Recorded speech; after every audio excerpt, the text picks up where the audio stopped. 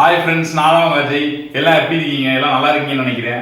இப்போ நம்ம என்ன பார்க்க போறோம்னா பாஸ்தாவோட ரெசிபி தான் ஃப்ரெண்ட்ஸ் பார்க்க போறோம். நல்லா வெஜிடபிள்ஸ்லாம் யூஸ் பண்ணி நம்ம பாஸ்தா செய்ய போறோம் ஃப்ரெண்ட்ஸ். ரொம்ப ஹெல்த்தியானது. இப்போ வாங்க ஃப்ரெண்ட்ஸ் வீடியோக்குள்ள போகலாம்.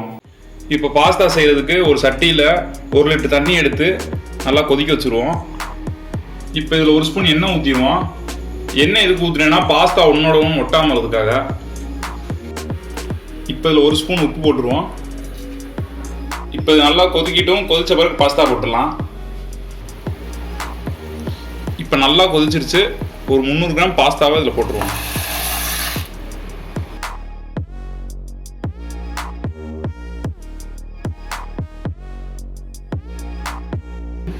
இது வேகிறதுக்கு ஒரு 2லேருந்து 3 நிமிஷம் ஆகும்.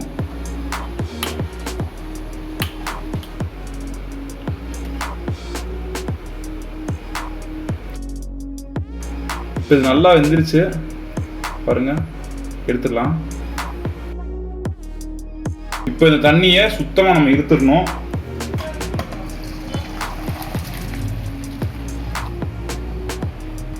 இப்போ ஒரு சம் தண்ணி எடுத்து இதில் ஊற்றிடுவோம். அப்போ தான் இது ஒன்னோட ஒன்று ஒட்டாமல் இருக்கும்.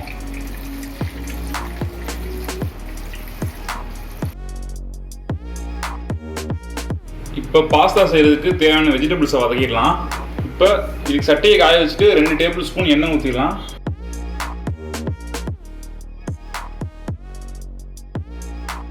ஒரு பெரிய வெங்காயத்தை நீளமாக கட் பண்ணி வச்சுருக்கேன். இதை இதில் போட்டு வதக்கிடலாம்.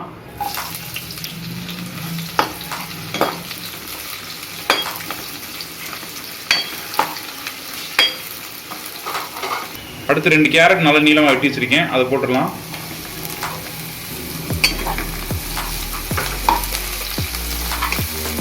அடுத்து 5 பீன்ஸ் காய் சின்ன சின்னதாக நறுக்கி வச்சுருக்கேன், அதை போட்டுடலாம்.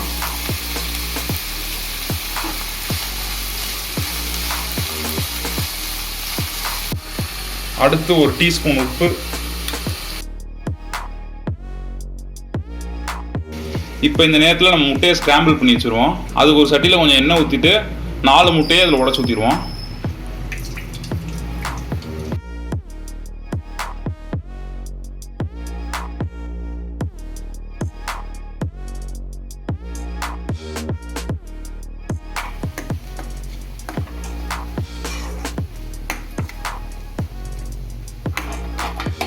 இந்த ஸ்டேஜில் இப்போ ஒரு 1/2 ஸ்பூன் உப்பு போட்டுடலாம்.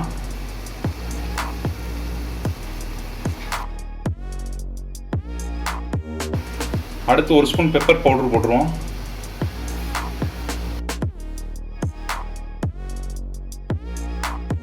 ஓகே ஃப்ரெண்ட்ஸ், இப்போ நம்ம ஸ்கிராம்பிள்ட் எக்ஸ் ரெடி ஆயிடுச்சு.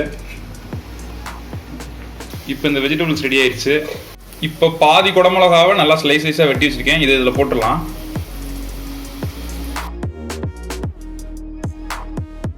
ஒரு 100 கிராம் முட்டைக்கோஸ் பொடிசாக நறுக்கி வச்சுருக்கேன், இதையும் போட்டலாம்.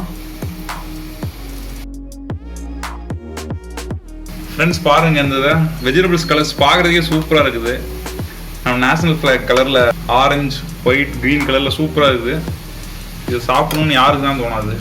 ஃப்ரெண்ட்ஸ், இவ்வளோ வெஜிடபிள்ஸ் போட்டு செய்கிறோம், ரொம்பவே ஹெல்த்தியானது இது. இந்த ஸ்டேஜில் 1 ஸ்பூன் பாஸ்தா சாஸ் போடலாம். அதில்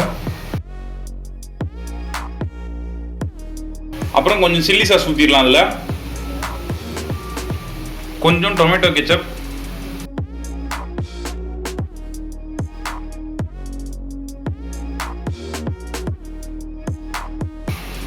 ஃப்ரெண்ட்ஸ் இந்த நேரத்தில் கொஞ்சம் சோயா சாஸ் சேர்க்கணும்னா நீங்கள் சேர்த்துக்கலாம், டேஸ்ட் நல்லாயிருக்கும். இப்போ நம்ம எடுத்து வச்ச பாஸ்தாவை இதில் வச்சிடலாம்.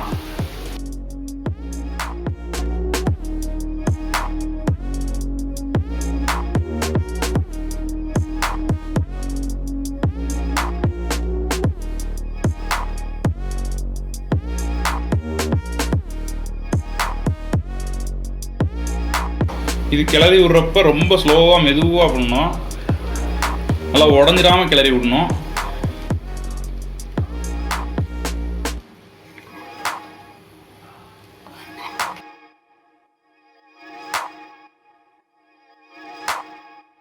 இப்போ ஒரு 1/4 டீஸ்பூன் பெப்பர் போட்டுடலாம்.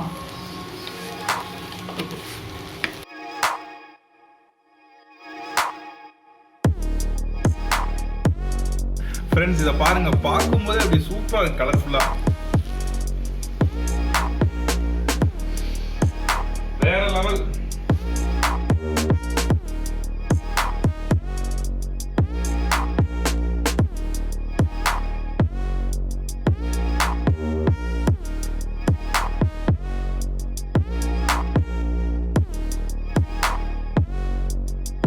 ஃப்ரெண்ட்ஸ், இது சாப்பிட்றதுக்கே டேஸ்ட் ரொம்ப சூப்பராக இருக்கும்.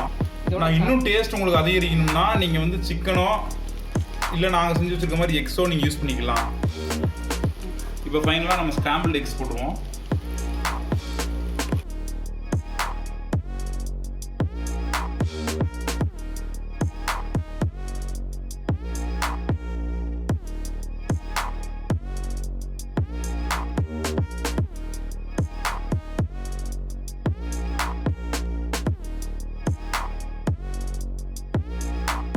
ஓகே ஃப்ரெண்ட்ஸ், இது சூப்பராக ரெடி ஆயிடுச்சு. வாங்க டேஸ்ட் பண்ண போயிடலாம்.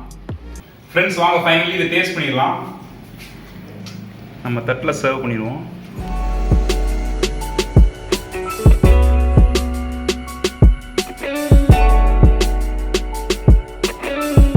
இப்போ சாஸ் ஊற்றிடலாம். அதில்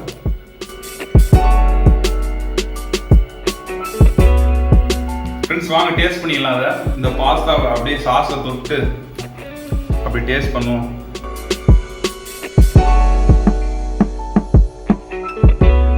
ஆஃப் தி வேர்ல்ட் ஃப்ரெண்ட்ஸ், சூப்பரா இருக்குது.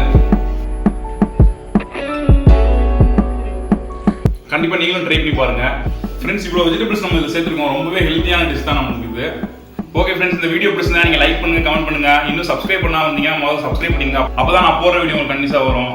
ஓகே ஃப்ரெண்ட்ஸ், இதே மாதிரி இன்னொரு வீடியோல சந்திக்கிறேன். பாய்.